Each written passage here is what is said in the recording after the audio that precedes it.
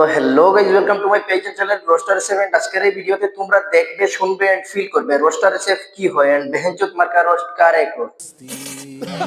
By the way, আজ তোমরা হয়তো বলবে রমজানে এসব কি শুরু করছে, আর এরকম করারই কথা, কারণ আমি যে বিষয় নিয়ে কথা বলবো তোমরা দেখার পর যা শকড হয়ে যাবে। ভাই আমি আজকের এই ভিডিওতে তোমাদের সামনে হাত জোড় করে একটা শেয়ার দিতে চাইতেছি। তোমরা যদি চাও তাহলে ভিডিওটি অবশ্যই শেয়ার করতে পারো, আবার না চাইলে না করতেও পারো। বাট তোমার বোন ভাগ্নে হলে তুমি নিশ্চয়ই প্রতিবাদ করতে। আমি বলবো মানবতার খাতিরে আজ অন্তত ভিডিওটি শেয়ার করে, যাহাতে অপরাধীকে কোনো এক শহরের মধ্যে জনগণের সামনে যেন ফাঁসিতে ঝুলানো হয়, এন্ড আর কেউ যেন সেই সাহসটুকু কোনোদিনও না পায়।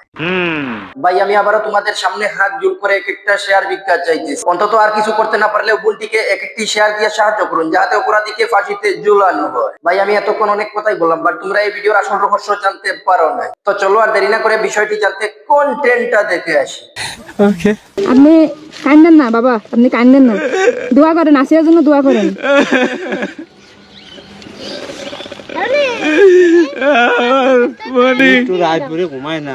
এই ভিডিওটি একজন ব্যর্থ বাবার, যে কিনা 8 বছরের মেয়েকে হারিয়ে কান্না করতেছে। আরে কান্না তো করবেই, কারণ ইনি যে একজন বাবা। আর বাবা হচ্ছে সেই যে কিনা সন্তানদের জন্য এক প্যাকেট বিস্কিট কিনতে ঘন্টার পর ঘন্টা রাস্তায় একটা সন্তানদের জন্য বিস্কিট নিয়ে যায়। ঠিক বলেছেন।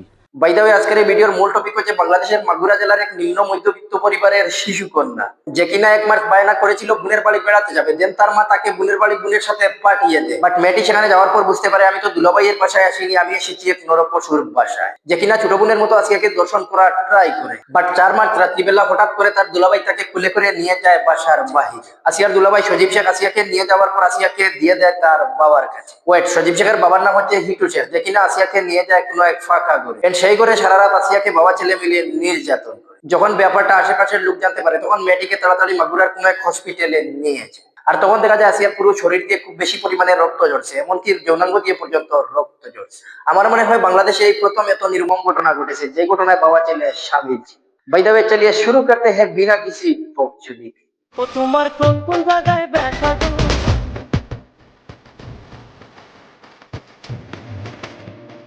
সরি গাইস, রমজান মাসে এই ভিডিওটি তোমাদের সামনে উপস্থাপন করার জন্য, যে ভিডিওতে আমি শুধু করব, আর এই ভিডিওতে আমি রোস্ট করবো না, ডাইরেক্ট পেছনে তেল টেলে পুরোটাই ঢুকিয়ে দেবো। তো এখনো যারা যারা হেডফোন লাগাও নাই, দয়া করে হেডফোনটি ঢুকিয়ে দাও, না হলে আশেপাশে থেকে চপ্পল পড়ার সম্ভাবনা রয়েছে। প্রথমত কথা হচ্ছে, আমরা অনেকবারই শুনেছি কয়েকজন বন্ধু মিলে হয়তো একটি মেয়েকে দর্শন করেছে, বাট এখানে বিষয়টা পুরোটাই আলাদা, কারণ এই 8 বছরের শিশু কন্যাটিকে বাবা ছেলে মিলে দর্শন করেছে। বাই দ্য ওয়ে, আমার মতে এখানে একটা টুইস্ট রয়েছে। আমার মতে আসিয়া দুলাভাই সজীব শেখের জন্ম হয়েছে তার দাদার এবং তার বাবার বীর্যে।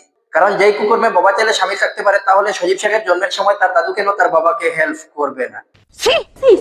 আরে এখানে সিসি বলার কি আছে? কারণ আমি তো মানুষকে রোস্ট করতেছি না, আমি রোস্ট করতেছি বীর্য মিক্সিং বাবা ছেলে, যাদের জন্ম হতে বাবা ছেলেকে সাহায্য করেছিল, যার জন্য 8 বছরের শিশু কন্যাকে বাবা ছেলে মিলে দর্শন করেছে। আমি যদি জাস্ট এদেরকে একবার পাইতাম, তাহলে 50 কিলোগ্রামের 2টা পাথর ঝুলাইয়া দিতাম 2টা বিসিতে। আজ এ পর্যন্ত। ভিডিওটি ভালো লাগলে একটি লাইক করতে পারেন, একটি কমেন্ট করতে পারেন, সাথে একটি শেয়ারও দিতে পারেন।